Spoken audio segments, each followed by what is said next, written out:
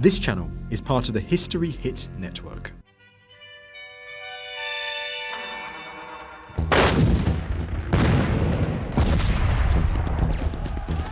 This is the Western Front, 1914 to 1918, during the Great War. On these battlefields in France and Belgium, over 5 million men died, and many are buried where they fell, in thousands of war cemeteries. Millions of families lost loved ones during the Great War. It brought about a level of suffering that was unheard of. 100 years later, those war cemeteries are linked to their loss. The real story of the Great War is in the cemeteries.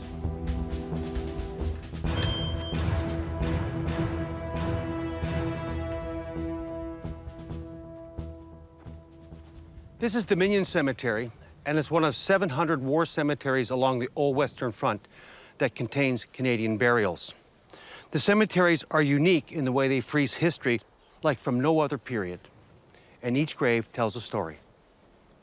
This is the grave of Lieutenant Alec Campbell Johnson of Vancouver, 16th Battalion Canadian Infantry, which was the Canadian Scottish.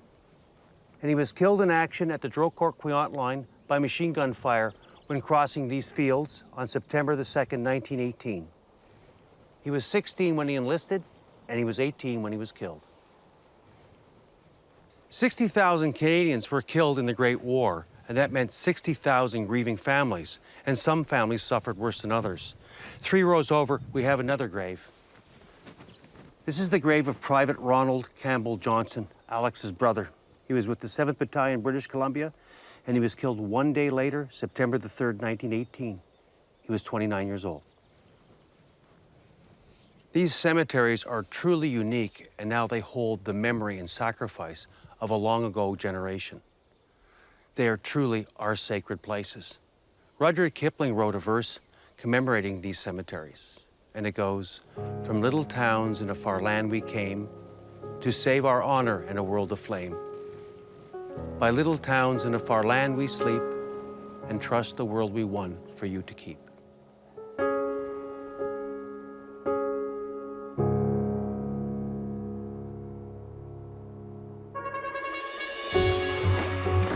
I'm military historian Norm Christie. I've been touring the Old Western Front for 30 years. By visiting the famous and not so famous cemeteries and battlefields, you'll get a unique perspective on the war and the men and women who fought it on the Great War Tour.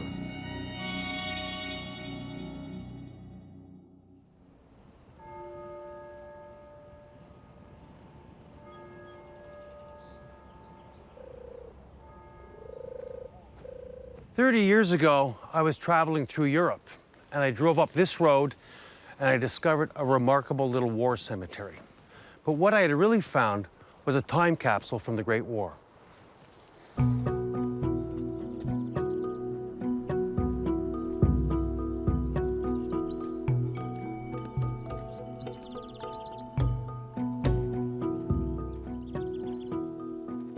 This is Beaucourt British Cemetery in France, and it contains the graves of 90 men killed at Beaucourt in August 1918. It's one of 16,000 Commonwealth war grave sites in more than 100 countries that commemorate 1.1 million Commonwealth war dead of the Great War. And each site is unique. The reason that each site is so special is based on the principles of the Commonwealth War Graves Commission. The first principle is that no bodies were to be repatriated, so all the men are buried near to where they fell. Secondly, there's universality of treatment, so everyone gets the same headstone regardless of rank or status in life. The third is that every name will be remembered, either on a headstone or on a memorial to the missing. But it's the headstones that tell you the story of the real war. This is the grave of Donald Eric Turner, 54th Battalion, British Columbia, Canadian Infantry. Killed in action August 8, 1918, and he was only 19 years old. His family added this inscription to his headstone: "He that loseth his life shall find it." Shortly after the battle, his mother received a letter from his platoon officer describing how Eric was killed. Dear Mrs. Turner, it is with great regret that I have to inform you that your boy, Private D. Turner, was killed in action in our great and glorious advance of August 8th. Your boy used to talk a lot about you, and I know how fond he was of you. He was a good boy and an excellent soldier, bright, intelligent, and always cheery. Your boy died a true hero's death. He gave his young life gladly, I know, for our king, our country. And your boy was buried alongside several of his friends in Beaucourt Cemetery.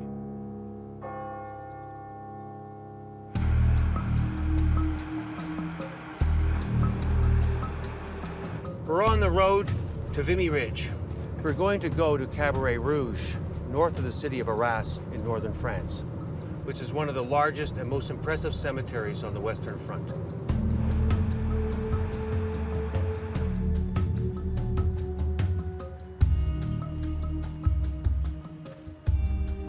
The first time you see these cemeteries, it's just incredible how beautiful they are, how tranquil they are, how quiet. It's hard to understand the suffering and the brutality that they actually represent. The Great War was so different than anything else that anyone had ever seen. That's why it was the Great War. More men were killed, more men were maimed, more families had to grieve, and there really was an inadequate response for such losses, such carnage. There were many bloody battles during the Great War, but the Battle of the Somme was the bloodiest. During the Battle of the Somme, so many men were killed in such a small area. There were bodies everywhere. And the men would go up to the front, and there would be their comrade lying there in a shell hole, decaying. And they realized that this was having a demoralizing effect, not surprisingly. So they decided to develop a method of handling the bodies.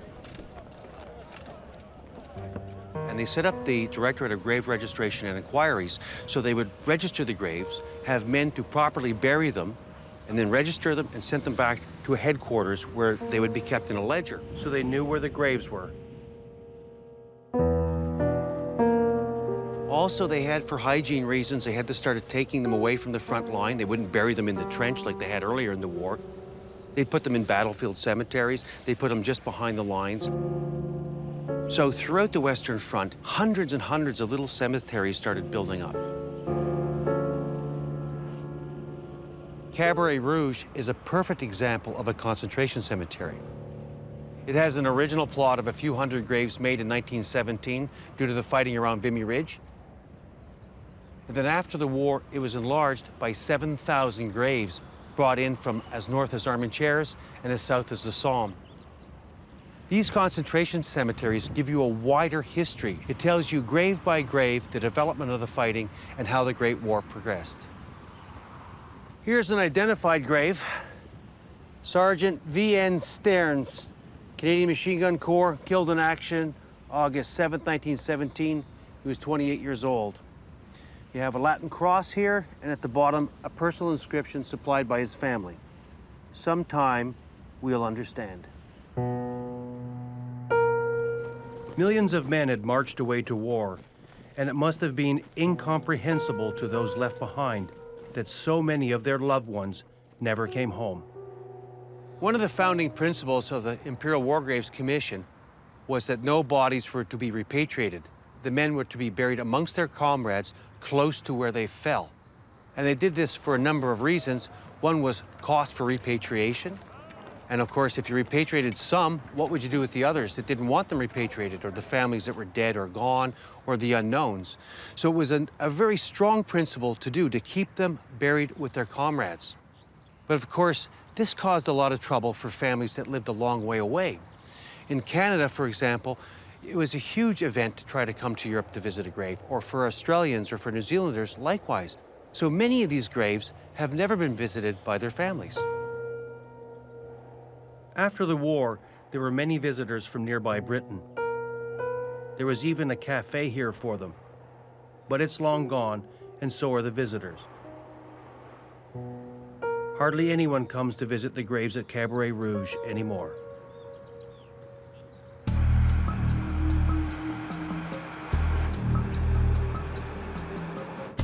We're leaving France and heading north into Belgium and the city of Ypres. This is where we find the largest concentration of war cemeteries In the world. and during the war, it was known as the Ypres salient. The Ypres salient was formed in 1914, and it was held until 1918. And it was really a bulge in the German line. And the problem was any troops stationed here were vulnerable to heavy artillery fire coming from all three directions because the Germans basically surrounded them on three quarters.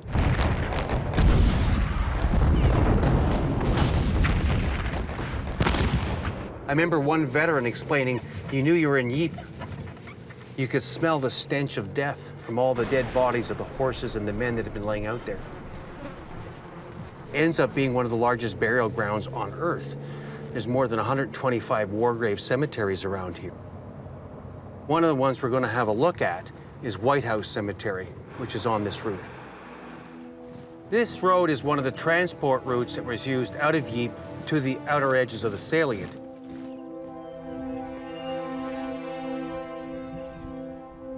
White House Cemetery is the perfect example of a battlefield cemetery. They're little regimental cemeteries in some cases, 3 or 4 guys killed by the same shell. And of course, they would have been killed on the road going up to the front or coming back. They would have been wounded. They would have made an advanced dressing station here at White House, which is how the cemetery got its name. And if you were unlucky enough to get hit, this is where you'd end up. So this is how this cemetery came to be. These headstones are interesting because there are no bodies buried beneath them. These are graves that were registered, but later lost or destroyed in battle, and they are commemorated along the outside walls of the cemeteries. They don't, in fact, mark a burial. If there's a big enough group, they often mark them with what is called a do hallow block, which gives the history of what happened to the graves and how they got lost. During the war, from about 1917 on, they had a Directorate of Grave Registration and Inquiries. So they'd say he was buried in White House, Plot 1, Row D, Grave 9. So let's suppose in 1917 or 18, during the Passchendaele fighting, the shelling would come in. It would destroy the graves. So when the guys came in 1919 or 1920 to finish up the cemetery, there's no evidence of that grave, but they have a record that he's buried there. Therefore, they would use a special memorial. They're holding a memory of something that vanished. And for the families at home, they would get a registration saying the guy was buried in White House Cemetery, Plot Row, and grave. And of course, one of the great tragedies of the First World War is that the men just vanished. There was hundreds and hundreds of widows and mothers who came back to France in 1919, 1920, 1921, looking for their lost son or their lost husband. It was a very, very tragic consequence of the war. But they had to try to find the body, and it was very significant to those people to do so. And for more than half of the men killed in the First World War, there is no grave. These two headstones illustrate the two basic headstone layouts. This is the broad cross. You can see the large cross with the cap badge in the middle. And this was chosen by certain British regiments based on aesthetics. The other layout is the Latin cross. You can see it here, and here's the cap badge. And this was one chosen by the Canadians. Details on the headstones will often give you a lot of information about the soldier. After the cemeteries were closed for burials, final verification forms were sent out to the next of kin. And then the family could determine a religious symbol, they could put on the age, they could put on the Christian names, or they could add a personal inscription to the bottom of the stone. And these personal inscriptions are particularly poignant. And this is Captain John Woods of Toronto, 4th Canadian Mounted Rifles, killed in action 24 October 1917, age 25. And the personal inscription reads, "I thank my God upon every remembrance of you." And the initials at the bottom, EDW, his mother. Goodbye, good luck, God bless you, is all that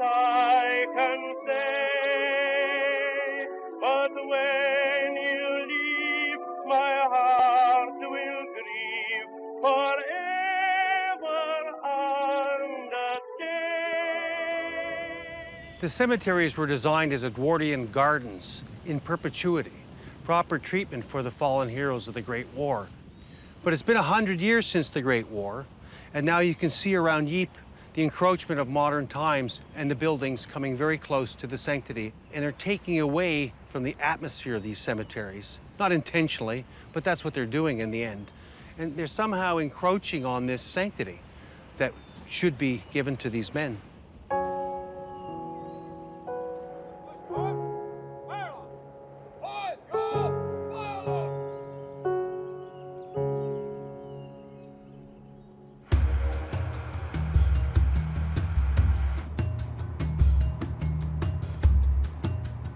Now we're driving south, out of Belgium and into France, near the city of Armentières.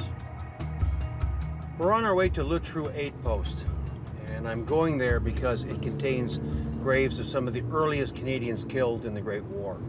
Any soldier hit in the front line would be taken back to the aid post for preliminary medical treatment. And if he was significantly wounded and not survive, he'd be buried adjacent to the dressing station. And that's what happened at Le Trou.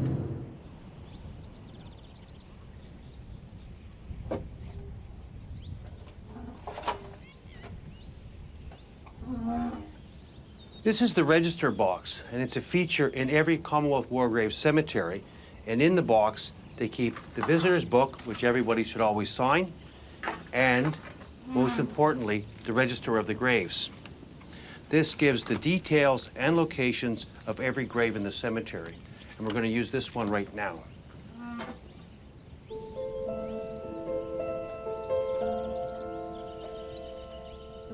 This is one of the most beautiful cemeteries on the old Western Front. And it's one of only two that I know of that have a moat. The cemeteries were created with flowers and shrubs and trees, places of tranquility for the families of the fallen to visit.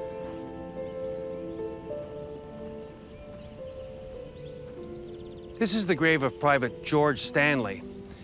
In 1914, with the great patriotic fervor of the First World War, he enlisted with his 17-year-old son in the 15th Battalion, 48th Highlanders of Toronto.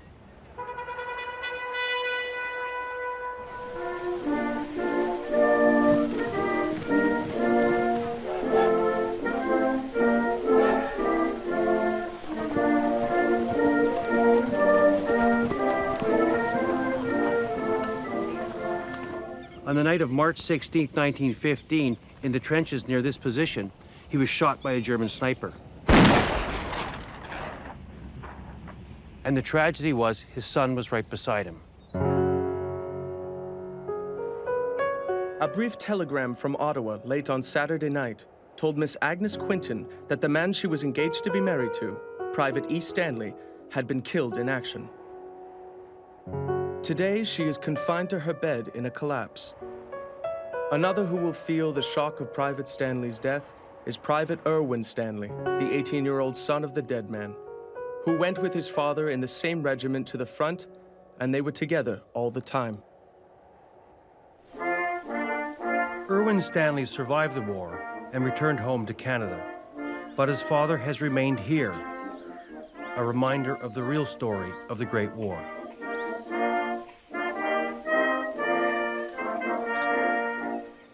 George Stanley was one of the very first Canadians to be killed in the Great War.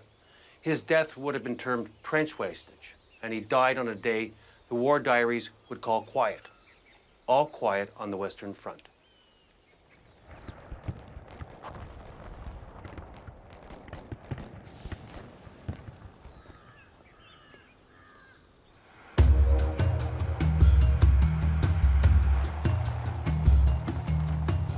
We're driving through the rolling countryside of the Somme, and in 1916, this was an infamous battlefield, and hundreds of thousands of men were killed here.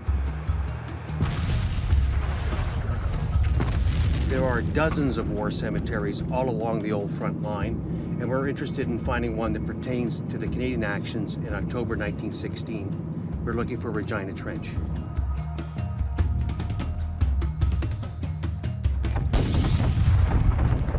The Battle of the Somme began on July 1st, 1916, when the British Army attacked the German positions.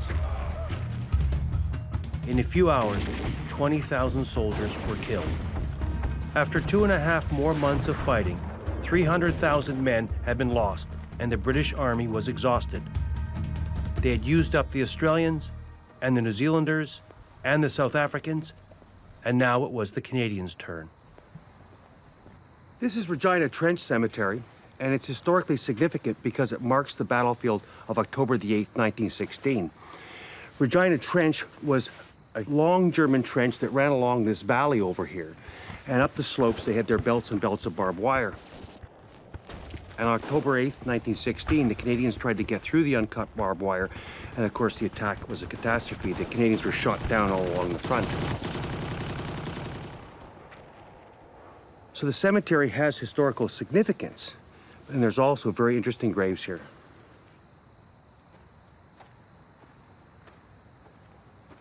This is the grave of Lance Corporal William Riddle. He was from Latu, Quebec, and he was serving with the 4th Canadian Mounted Rifles from Toronto. He was killed or missing October 1st, 1916, in the first assault on Regina Trench. He was 19 years old, and the inscription says, "Gone but not forgotten." You'll see that his headstone does not have the Latin cross. At the request of the family, when they returned the final verification form, they wanted the religious symbol omitted. War graves come with many different religions. They have Buddhist, they have Jewish, they have Hindu, and they have Muslim, and they have none at all. By the time the Battle of the Somme came to an end, 1 million men had perished, fighting for a few acres of farmers' fields. The futility and the sacrifice was so immense that many lost their faith.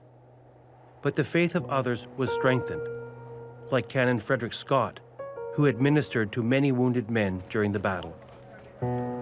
A man was brought in who looked very pale. A shell had burst at his feet, and his body was shattered. The man, thank God, did not suffer very acutely, as the shock had been so great. I knelt down beside him and talked to him. He was a French Canadian and a Roman Catholic. And as there happened to be no Roman Catholic chaplain present at the moment, I got him to repeat the Lord's Prayer and the Hail Mary and gave him the benediction. He died about a half an hour afterward. But even Canon Scott was not untouched by the tragedy of the Somme. His son Henry was killed in the fight for Regina Trench. After the battle, Canon Scott went searching for his son's body.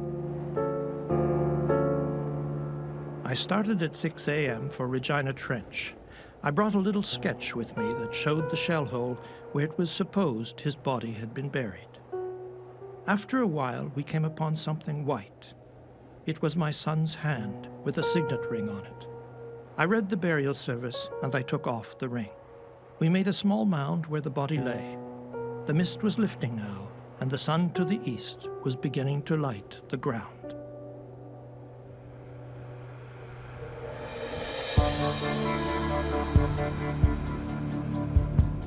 We're heading back to Belgium, near the village of Passchendaele. This is the Passchendaele battlefield. Today it's really quite pretty farmland, but in October 1917, when the Canadians arrived here, the shelling had been so severe and the rain so heavy that all this area was churned into a lunar landscape of mud, shell holes, and dead bodies. It was the most infamous battlefield of the Canadians during the Great War. This is Passchendaele New British Cemetery, and it's significant because of its location, and it's also important because of the stories that the graves tell about the battle. The Battle of Passchendaele began on July 31st, 1917, and by November, the British had lost 250,000 men, but had failed to capture their objective, the village of Passchendaele. This is why it's historically significant. That's Passchendaele Church just over here, and this is where the last phase of the battle took place. The Canadians were ordered to capture Passchendaele village, and on November the 6th, 1917, they fought their way through the bloody morass and took the high ground at Passchendaele Church. The victory had cost the Canadians 16,000 casualties. Many of the war cemeteries have this stone of remembrance, and they all say their name liveth forevermore. Yet in this cemetery, the names of most of the men who fell here at Passchendaele have been lost in the mud. 80% of the graves in this cemetery are unidentified. There was thousands of unknowns. So an unknown 2nd Battalion, unknown private, an unknown lieutenant, major, was nothing of significance. There was just no time to investigate them. So unless somebody was working on the staff of the Imperial War Graves Commission who knew that unit intimately, the identification could not be made. Consequently, there are literally thousands of graves of unknowns that could be identified today. When the exhumation companies brought the men in here, some of them, like in this case, had partial information. In this situation, when I was records officer of the War Graves Commission, I came across a UCS, which is an unknown Canadian soldier, 2nd Battalion, and you can tell by the map location he was killed at Passchendaele. What was interesting about this case is there were some personal effects. In this case, a penknife with initials on it. And the initials were quite unique. They were LOM. And checking the missing lists, only one man from the 2nd Battalion missing at Passchendaele had those initials, Leonard Oliver Millership. And he was killed in action at Passchendaele, November the 6th, 1917. And from that information, we could change the headstone from an unknown Canadian soldier to one of Millership. As records officer, I identified roughly 50 graves, primarily First World War, some Second World War, and it's all based on information that people either sent to you or were in the original records. The documents themselves are exceptional because they give you trench map references where all the bodies were recovered from and any personal effects that were on them. In a lot of cases, it's just a process of elimination. I love to put the story together. To do the story of one of these guys, to put the puzzle together and sort of close it after 80, 90, 100 years, gives you a real sense of satisfaction that finally Millership has found his rightful place. And this is almost a spiritual thing when you look into what happened to these guys, and it's so sad that so many of them just went missing. They just vanished. So now you can actually finish the story.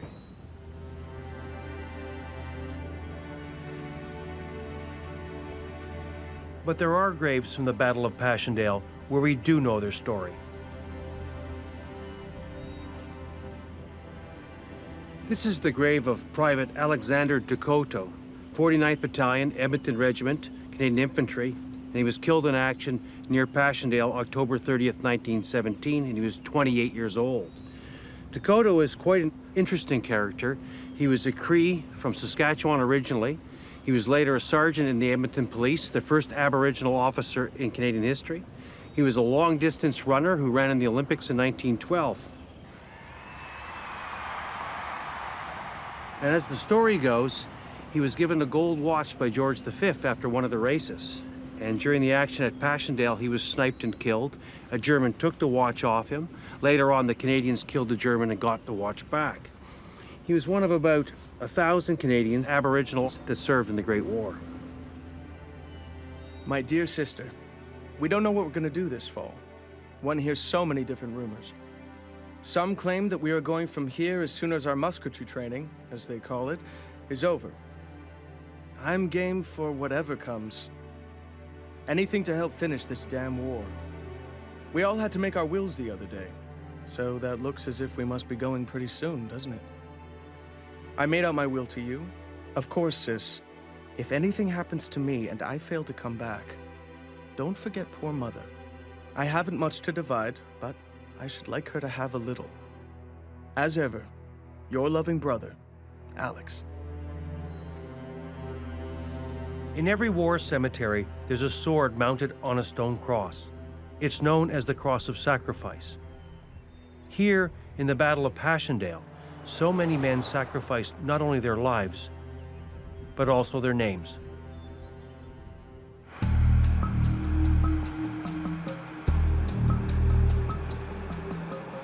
We're driving through the countryside east of Arras towards Cabaret, and we're going to go to Dominion Cemetery, which is a classic battlefield cemetery, and it represents the Battle of the Beaucourt line.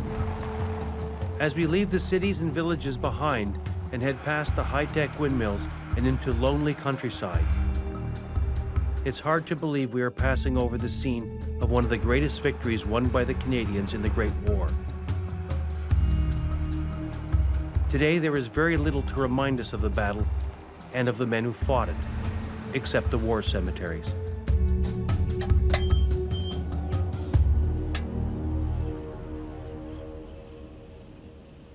The cemetery was built between the front and support lines of the Drocourt-Queant line, and this is the southern side, and you can see the entire battlefield from here.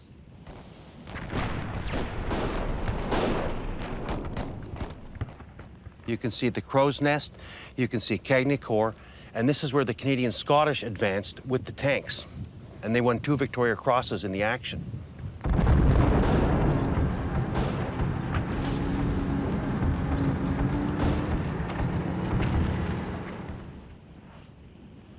This is the grave of Sergeant Arthur George Knight, 10th Battalion, Alberta, Canadian Infantry.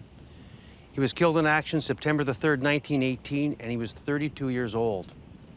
The day before, Knight had performed tremendous acts of courage on the battlefield. He had bayoneted a machine gun team, he had brought up Lewis guns to stop a German counterattack, he had also captured dozens of prisoners. For those actions, he was to be recommended for the Victoria Cross. For most conspicuous bravery, initiative, and devotion to duty, Sergeant Knight led a bombing section forward under very heavy fire and engaged the enemy at close quarters. And by his example of courage, gallantry, and initiative, was a wonderful inspiration to all. Unfortunately, he was killed the next day, therefore he never learned of his award. Because it was a posthumous VC, his headstone is unique, and it bears the engraving of the Victoria Cross. A lot of the smaller cemeteries have some very nice architectural features, and here in Dominion, you have a stone bench. And from on top, we get a clear view of the northern battlefield. You can see in the distance Montjury, and in front of us, the 1st Division was attacking. And if you had time on September the 2nd, you would have watched the 4th Division being decimated by German machine gun fire crossing Mount Jury. But you can see the entire battlefield.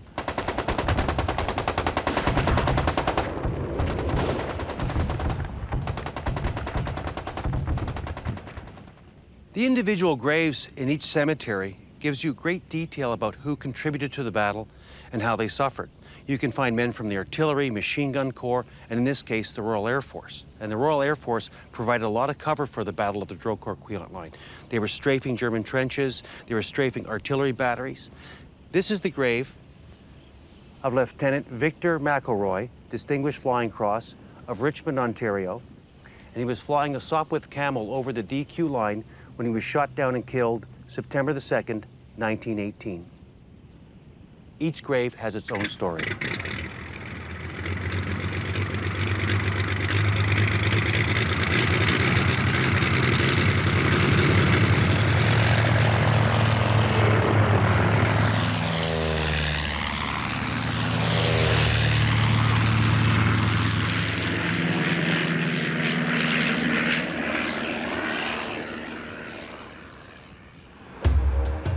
We're driving through the countryside west of Cambrai, and these were the Canadian battlefields at late September, October 1918.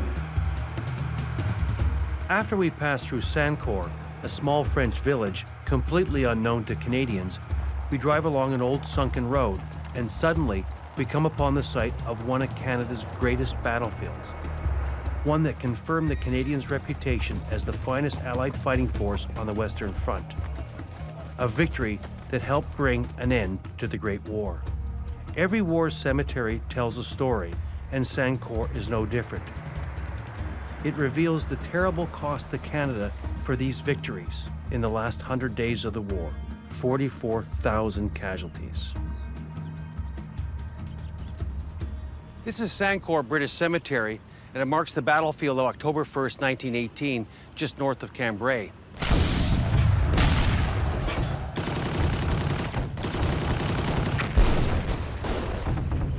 From here, you can see the open fields over which the Canadians attacked, and they were caught in the open. And for the 1st Division, it was only their 2nd defeat of the war. The fighting in front of Cambrai had been so severe that they tried to move the men north to encompass the city, forced the Germans to withdraw. And of course, the Germans weren't going to leave Cambrai, so this battlefield was particularly brutal.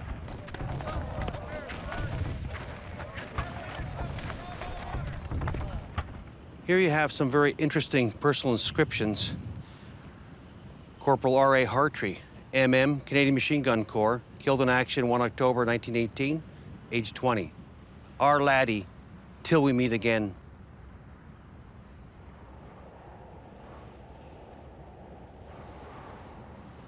Sergeant S.B. Barker, Military Medal, 1st Battalion, Western Ontario, killed in action September 30th, 1918, age 21.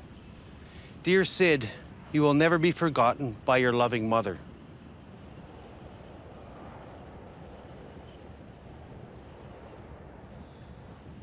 Private Manuel Bermudez, 14th Battalion, that's the Royal Montreal Regiment. He was killed in action October 1st, 1918, 24 years old. And the inscription reads, a son of Venezuela who fought and died for God's justice on earth. The ethnic diversity of the Canadian Corps was quite exceptional. There was men from Montenegro, Japan, Korea, India, United States, Iceland, you name it. Everybody served with the Canadians in the First World War. So it's not correct to think of them only as one group. And the nationalities are just remarkable. One of the ethnic groups that had their own platoons were the Japanese Canadians. The Japanese platoon was assigned to a very dangerous spot, and we can often hear the enemy talking. We sang Japanese army songs to let them know we are around. Tomoki Gyotsuku was firing at the enemy machine guns when he was hit in the face. He shouted, "Yarareta! I'm hit." I received word that my son was killed in battle. We have funeral services.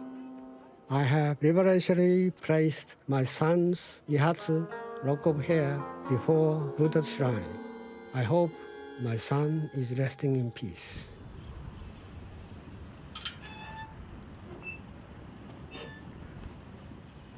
Although the majority of the graves in this cemetery are Canadian, it's called Sancourt British Cemetery. During the war, a number of these cemeteries were known as Canadian, but in the post-war years, the Imperial War Graves Commission changed them to British. And this is a reflection of how the British viewed their dominions.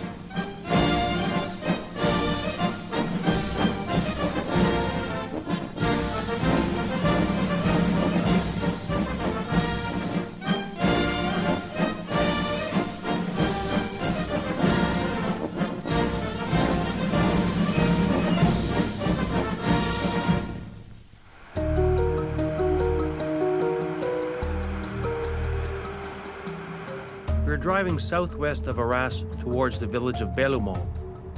It's in the Pas-de-Calais region of northern France.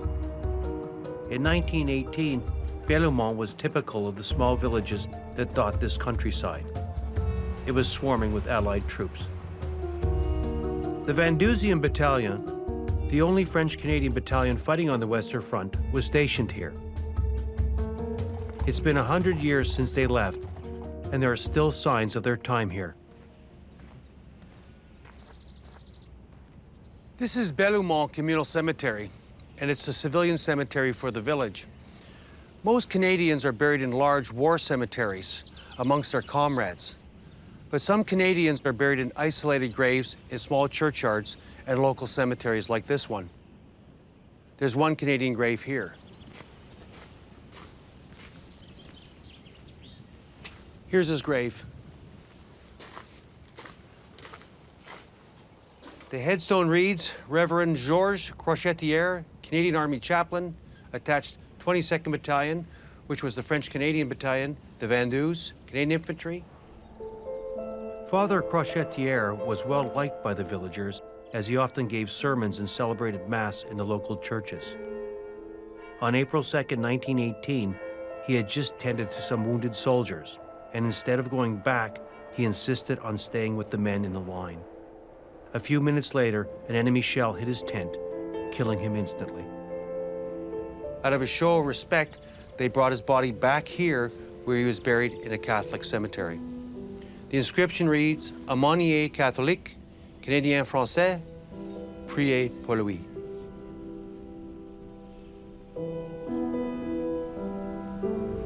Since this morning, I've been living in a hole which I dug myself. In the afternoon, Monsieur de Vienne offered to put up a shack which we will share. You have to see it. It's a torn old tent, found in a trench and covered in mud. Monsieur de Vienne has gone out on patrol. I've decided to stay put to enjoy the rain that is pouring down over me, since everything leaks. Enemy bombardment was intense all day.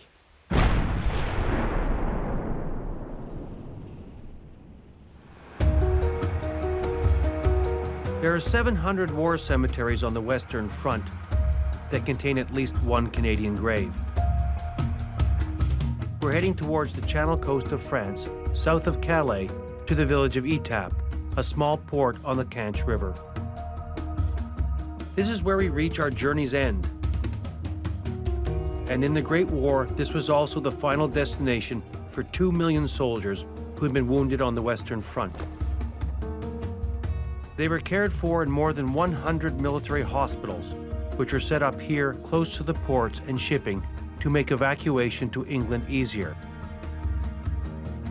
far enough away from the front to keep them safe. This is Etaples military cemetery near Le Touquet on the Channel coast, and it's an example of a hospital cemetery.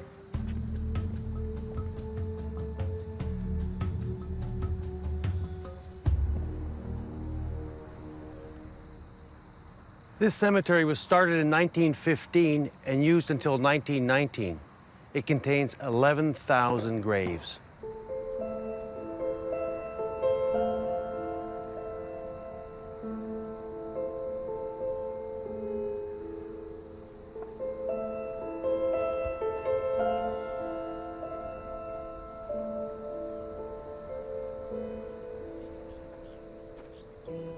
Hospital cemeteries are very different from the others for a couple reasons. Firstly, almost all the men are identified. Secondly, they're all buried in chronological order based on the date they died during the war. And in some ways, the beauty of these cemeteries disguises the true suffering that a lot of these men went through before they died. They may have languished weeks from their wounds before finally passing. Some of these new patients have dreadful wounds. One young boy, with part of his face shot away, both arms gone, and great wounds in both legs. Surely death were merciful. These are the horrors of war, but they are too horrible.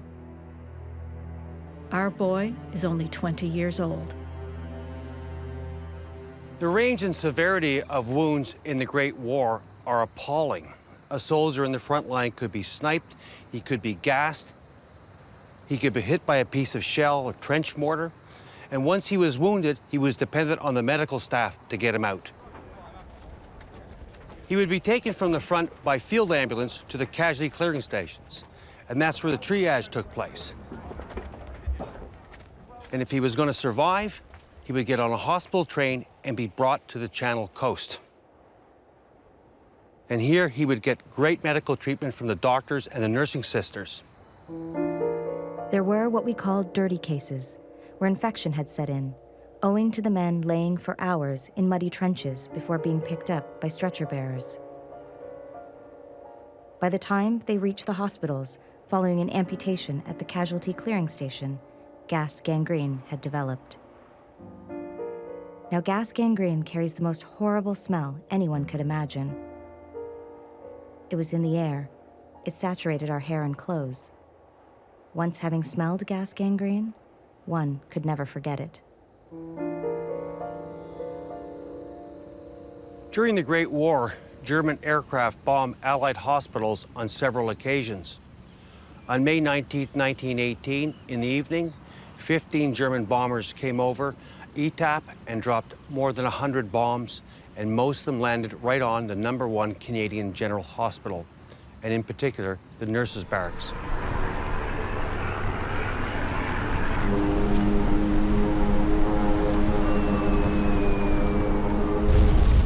66 Canadian medical personnel were killed outright or died of wounds.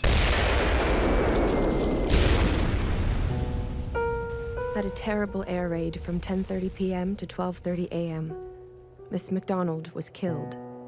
She had a small wound, but it must have severed the femoral artery as she died of hemorrhage almost immediately. Nursing Sister Catherine MacDonald, Canadian Army Nursing Service. She was killed in action May 19, 1918, and her inscription reads, "Killed in action, beloved daughter of Angus and Mary Maud MacDonald, Brantford, Canada." Miss Lowe died this a.m. She had a fractured skull, was unconscious towards the last. This is Nursing Sister Margaret Lowe, Canadian Army Nursing Service. She died of wounds 9 days later, May 28, 1918. Her personal inscription reads, "She did her duty for king and country." Poor little Gladys Wake has the most dreadful wounds. Gangrene, I'm sure from the odor. Gladys died at 3 o'clock. This is the grave of Nursing Sister Gladys Wake, Canadian Army Nursing Service. She died of wounds 2 days later, May 21st, 1918. And the personal inscription reads, "The noble army of martyrs, praise thee." The killing of the sisters and the bombing of the hospital created a public outrage. And when the sisters were brought here for burial, they were brought here with full military honors. And uniquely, the event was even filmed.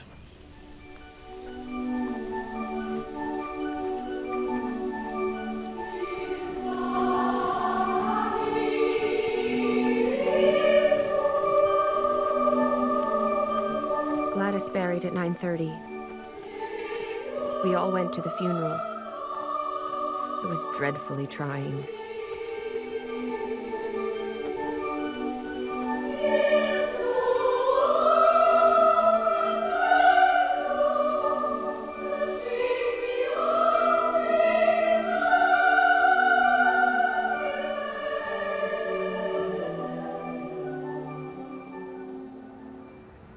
A million families lost loved ones during the Great War, and it brought about a level of suffering that was unheard of. These war cemeteries offered a vent to some of that suffering. Today, the war cemeteries are our link through the graves and through the personal inscriptions to their grief. We know the real war is in the cemeteries.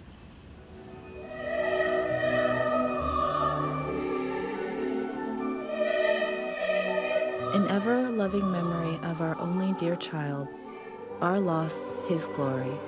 Oft-times our thoughts do wander to the graves so far away. He saved others. Himself he could not save. I held my tongue and spoke nothing, but it was grief and pain to me. A light from our household has gone, one we can never replace. Joe enjoyed life, but sacrificed it in defense of home and country. He gave his life for his friends. Not gone from memory or from love, but to the eternal home above. Time changes many things, but loving memory ever clings. He nobly died for the empire. Greater love hath no man than to lay down his life for a friend. In loving memory of our dear son, sadly missed at home. Here honor comes, a pilgrim gray, to bless the turf that wrap his clay. Beneath sleeps one we love, but one we could not save. Gone from us, but not forgotten, loving wife and little son.